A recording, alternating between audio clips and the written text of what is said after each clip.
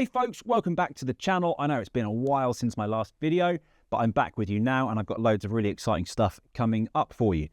Today I want to get back into the topic of panning, and I've got some interesting kind of subtopics within panning that I think aren't talked about very much, so I want to share them with you via looking at a project that I've got in front of me. So let's get straight into it.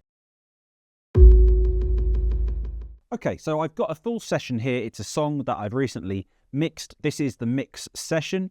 I mastered it in a different session, but I want to go through a few what I consider to be really key principles of panning that don't get much airtime. And the first one of those principles is low frequency panning. It's a very simple concept, but one that isn't really talked about very much. And the reasons behind it are important to understand. Okay, so it's fairly well known that your low frequency content generally should be kept in the center of your mix. Generally, you should try and keep that content in mono, if you like. But the advice on how much to keep in mono and why isn't so clear. So let's have a look at this mix. Let's just listen to a little bit from the start so we can get some context.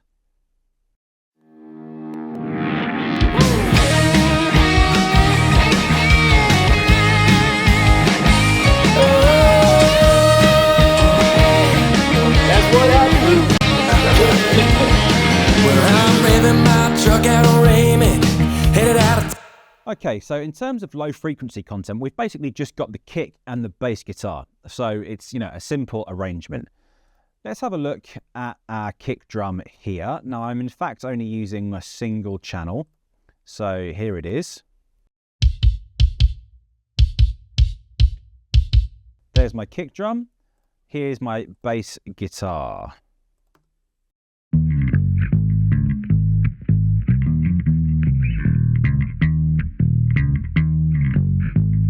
Okay, so you can see and hear that they're both very much down the center of the mix. I could even, if I'd wanted to, go one step further and make this bass guitar bus here in mono. I absolutely could have done that. You'll see there's no panning information on this channel.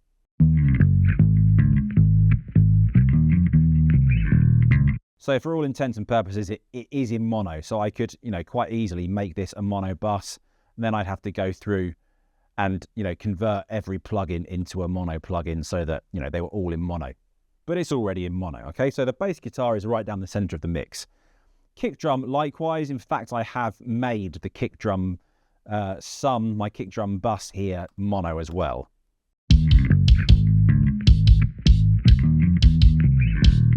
So those are the lowest things in my mix.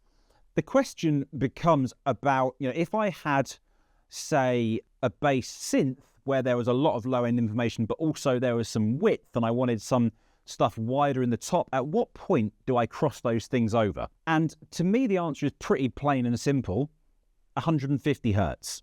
That's the advice that I'd give you. So I would always try and keep things mono below 150 hertz. Sometimes 120 hertz, but 150 hertz tends to be my preferred crossover point. Why? The answer is for vinyl, basically. Nowadays, you can listen to things out of phones and some things are in mono, and club sound systems, some things are in mono, and all these sorts of things that you hear about. But those things change. They're different from example to example. FM radio, mid-side transmissions, all those sorts of things. But the thing that matters the most to me is vinyl. Pretty much any vinyl mastering engineer I've spoken to has said, make sure that your low end is in mono below 150 hertz. There are technicalities with the mastering process of vinyl, which we don't actually need to understand, but the physicality of mastering for vinyl means that mono below 150 hertz will help in terms of the cutting process. So that's what I would advise you to do. Ways that you can do that, you can do things like, okay, let's hypothetically say that this bass channel needed to be made mono below a certain frequency point if it wasn't already. In Logic, I could grab, for example, the direction mixer, pull that up here, and I can say, right, this spread, I want it to be totally centered, but I'm going to put in my crossover here and have it at 150 hertz. Okay, so I'll have the low end below 150 hertz in mono, no width at all. and then above that can remain where it was. Okay, that's doing it in a stereo way. I could equally do it in mid-side as well. But that's the easiest way to achieve it. You can do it in other ways as well. So, for example, a lot of plugin alliance plugins these days, especially the newer ones, have like a mono maker built in. So I could do it in that way, or a different plugin alliance plugin, let's say like the Shadow Hills compressor will have a mono maker built in down here as well. So there are various ways of monoing your low end, but that's the principle. Mono below 150 hertz is the golden number if you want it to be the most transferable to all different media formats, be that DSP, CD, vinyl. If you're mono below 150 hertz, you're good. The next thing that I want to talk about in terms of panning is with guitars, and particularly double-tracked guitars.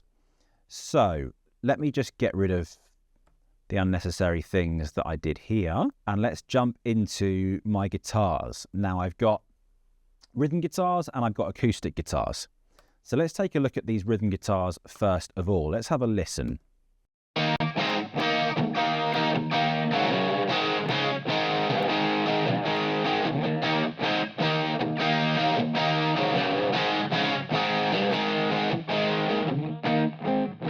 Okay, so I've got two performances, two separate recordings of the guitar performance.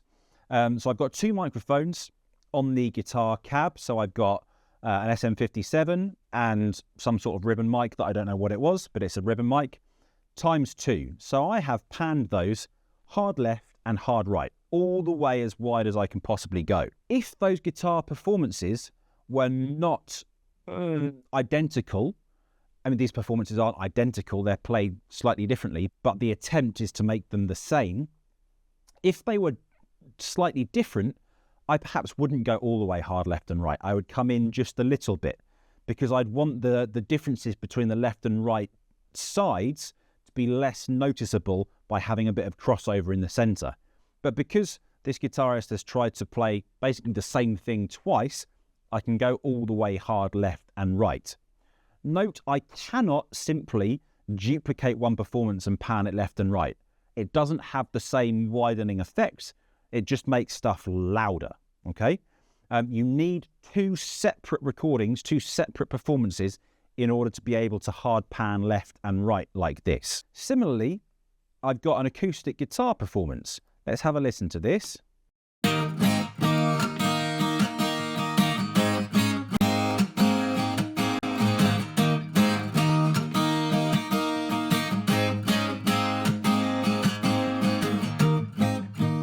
Now, in that instance, again, I've got two separate performances of the acoustic guitar part. And again, I've panned them left and right here, but you'll notice I haven't panned them as wide as I have the rhythm guitar. If I panned them all, wide left and right, I'd start to get some masking and I wouldn't be utilizing my stereo image as well as I could. So I've panned them left and right, but I've found their own spot in that stereo image. And that's some good advice that you can apply to any double-tracked guitar. If you've got a double-tracked guitar, i.e. you've got two performances of the same part, you can oppose them in your stereo image. So put one left, one right. How far left or right you go is dependent upon how similar the performances are. If the performances are very similar, you can go wide out. If they're similar but with some differences, bring them a little bit closer to center so that the differences are slightly masked, they're slightly combined by the crossover in the center of the image. If you've got more than one thing that's double tracked, you need to consider what you want to be really wide out and what can be closer to center, because you don't want to just stick everything wide out all the way as far as you can. Considering that, again, if I've got double tracked guitars, as I do here, that are taking the full width of the mix, if I've got other things that are in stereo, I'm not going to want to put them in the same place. So, for example, in this instance, I've also got a stereo organ and a stereo piano. So if I take that rhythm guitar again and bring in this organ,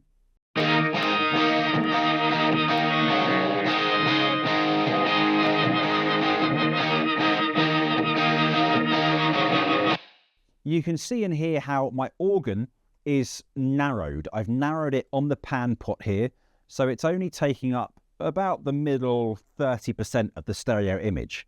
So it's nowhere near those rhythm guitars that are panned all the way out to the extremes of the stereo image. So I've defined a position for that organ much narrower, and I've got the rhythm guitars all the way out, and then just wider than that organ is the acoustic guitar. So if we bring them into the context as well.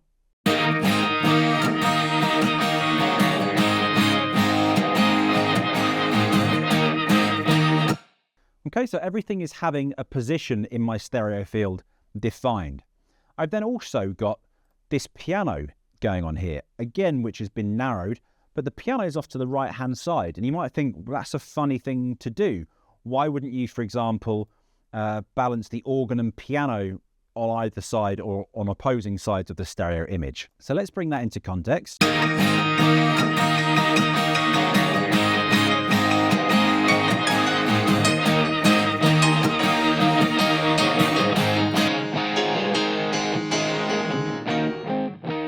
And you think, well, that sounds a bit weird. Why is the piano over there? And the answer is because I've got this lead guitar part going on in here. And if we just hear the lead guitar with the piano,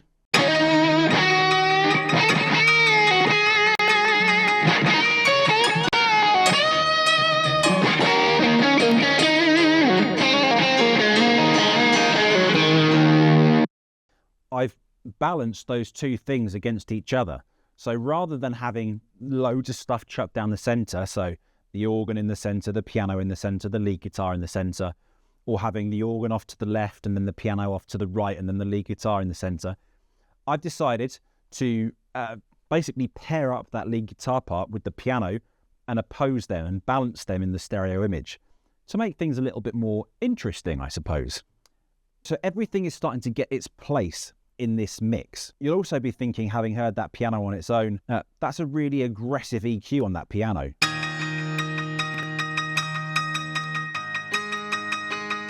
You know, there's no body in that. And you're quite right, there is no body in that. It's all high end, but it's those octaves, those down, down, down, down, down. It's that I want to hear, because the rhythm guitar has got all of the meat.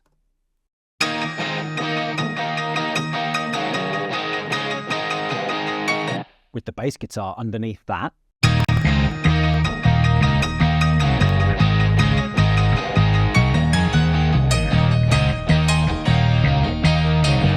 So in isolation, these things might sound a little bit weird. The EQ might sound a bit aggressive, but you have to think about the context of the song and how I'm trying to build a frequency spectrum where everything has its allocated place to come through, as well as a stereo image where things have their allocated places to poke through the mix. So, you know, I'm thinking about a bigger picture, not just about an individual sound. And that's an important distinction to make as well. So if we just continue on that theme of complementary panning for a moment, as we get into the verses, you'll see that some of these things move around a little bit. So if I pull up my automation lanes, let's put the pan on every automation lane. You'll see that as I get into the verse section here, my rhythm guitar moves left. That's a bit weird. My lead guitar moves quite a lot to the left. My acoustic guitar moves right. My piano moves quite a lot to the right. Well, that seems a bit strange on the face of it. If I'm starting with, you know, rhythm guitars wide out and then moving them all to the left, and my lead guitar is on the left and now it's going to the right. And so let's just listen to that. Let me just mute the vocals, and I'm going to mute the drums and bass, and let's listen to this sort of transition. I'm going to reduce these bus sizes as well so that it's easier to visualize. Okay.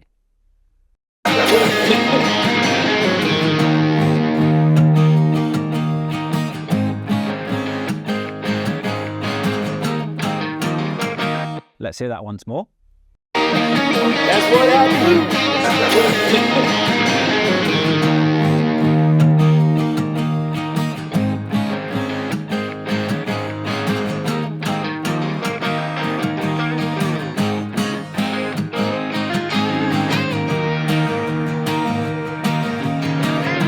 Okay, so what's happening here? I'm moving the rhythm guitar off to the left and opposing that with the acoustic guitar. So now I'm complementing those two things. They're effectively using a technique called complementary panning, where they're balancing each other in the stereo image. And likewise, the lead guitar and the piano, they're going quite far wide out, but they're complementing each other. But the important thing that we can't see in these automation lanes is these directional mixers.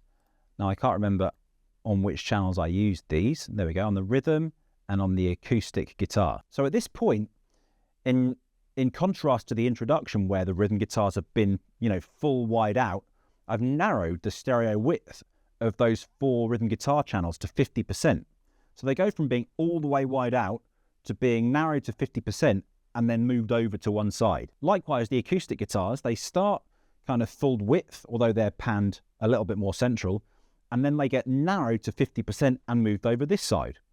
So I'm making the verse much narrower than the intro or the chorus. So I'm allowing my instrumentation to have some contrast between sections.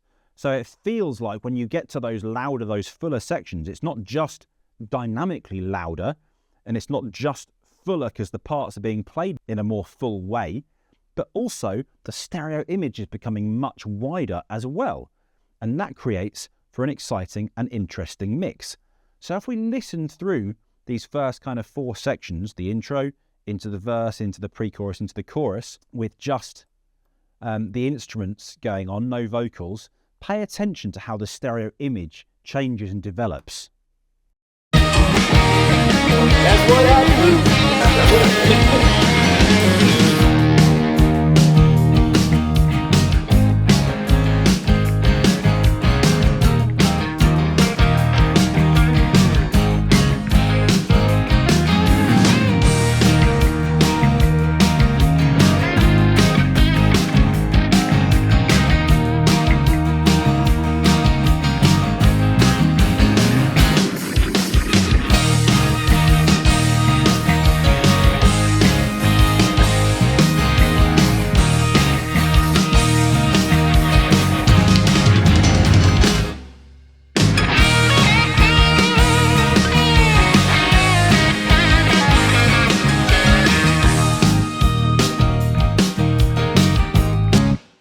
So there are loads of interesting techniques and ideas that you can pick up on there in terms of varying the positions of things and varying the width of things to create contrast between your louder, fuller sections and your quieter, more dynamic sections. The other point that takes us onto, which is all very much linked and integrated, is to do with automating positions in the stereo field. I'm kind of utilizing a few different positions for some of these things. So the rhythm guitars are, we go back to our panning bus, they're in the center, then they're off to the left. They're in the center, then they're off to the left. And I'm moving between those 2 different states dependent upon the width of that part. The lead guitars are off to the left, then they're in the center a bit more, back off to the left, in the center, and then I've got a solo here that is right in the middle of the mix. The acoustic guitars, they are sort of central, and then they're off to the right, complementing the rhythm guitars. They're in the center, off to the right. The piano is on the right, and then it's even further right. Then it comes back to the center of the mix much more here, just for a moment, off to the right, even further off to the right. Now, so these things are moving around the mix in order to create contrast and interest. Let's have a little look at the vocals as well, which I think are pretty simple in this track, but let's see, where I'm placing these things and if I'm moving anything about. So these kind of verse parts, they're all, in the center of the track, lead vocal center of the track. I've got these sort of oohs in the pre-chorus though, where I've got 2 panned quite wide out and 1 in the center. I'm ready for a change in my backyard. Any beach. So I'm not just sticking all 3 vocals down the middle of the mix. I've got 3 different notes, 3-part harmony. So I want to separate those a little bit by, again, defining a position in the stereo image. Likewise, when we get into this chorus, okay, all 3 vocal lines are of equal importance because it's 3-part harmony without, like a melody and 2 supporting BVs. So they're closer to the center, but still I'm creating a bit of separation by having one off to the left. So Luke is slightly off to the left, Isaac is in the center, and Nico is off to the right. Why is it that Isaac is in the center rather than either of the other ones? Because he's got the lowest voice. He has the lowest tone in his voice. So that is the one that I want to keep closer to the center of the mix. That's the decision process.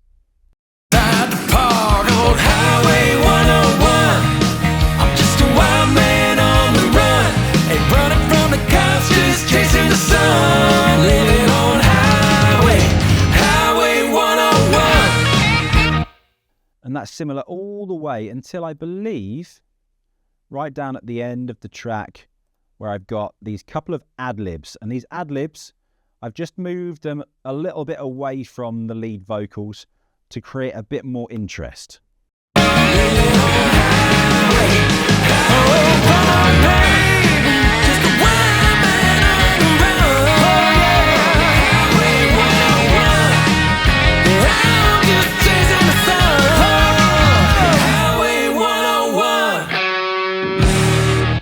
You know, to create a little bit more interest and a little bit more movement at the end of the track where it's the most hyped, it's, you know, the most full section of the song. So I hope you found that really useful. I'm going to be back very soon with another video where we're going to continue from this point, and we're going to start looking at some orchestral panning and thinking about where we pan things in an orchestra or with smaller instrumental arrangements that are not so typical of a band. So make sure you've hit the subscribe and like buttons and all those good things, and I'll see you soon.